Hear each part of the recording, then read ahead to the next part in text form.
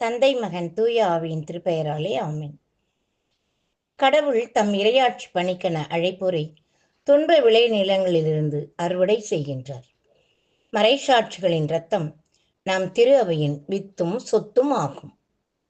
மறைசாட்சியாய் மரித்த புனித லாரன்ஸ் கிபி 225ஆம் ஆண்டு ஸ்பெயின் நாட்டில் பிறந்தார். ரோமையில் முதன்மை திருத்தொண்டராகி நம் திரு அவையின் சொத்துக்களை பாதுகாக்கும் பொறுப்பினை திருத்தந்தையிடமிருந்து பெற்றார். அப்போதைய திருத்தந்தை 2ஆம் சிக்ஸ்டஸ் கிபி 258இல் பேரரசன் வலேரியன் என்பவனால் படுகொலை செய்யப்பட்டார்.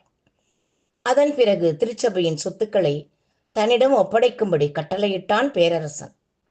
மறுநாள் அரண்மனைக்கு எல்லாவற்றையும் எடுத்து வந்து ஒப்படைப்பதாக கூறிய நம் புனிதர் அன்று இரவே ஏழைகள், அனாதைகள், கைவிடப்பட்டோர் அனைவரையும் வரச் செய்து அனைத்து சொத்துக்களையும் அவர்களுக்கு கொடுத்து விட்டார். மறுநாள் அரசன் சொத்துக்கள் எங்கே என்றதும் திரு அவையின் சொத்துக்கள் இவர்கள்தான் என்று ஏழைகளை அவரிடம் காட்டினார். நிறைய பொன்னையும் பொருளையும் பெறலாம் என்று ஆவலுடன் காத்திருந்த அரசன் மிகுந்த ஏமாற்றம் அடைந்து கடும் கோபம் கொண்டான். நம் புனிதரை இரும்பு சட்டில் வைத்து கொள்ளும்படி கட்டளையிட்டான்.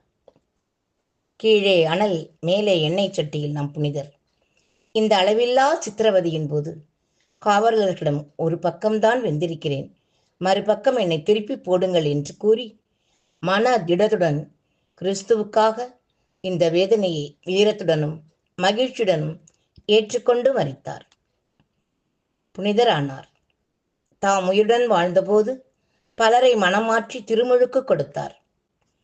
அவர் வதைப்பட்டு இறக்கும் போதும் அதை பார்த்து கொண்டிருந்த பல பிற மத அதிகாரிகள் கிறிஸ்தவர்கள் ஆனார்கள்.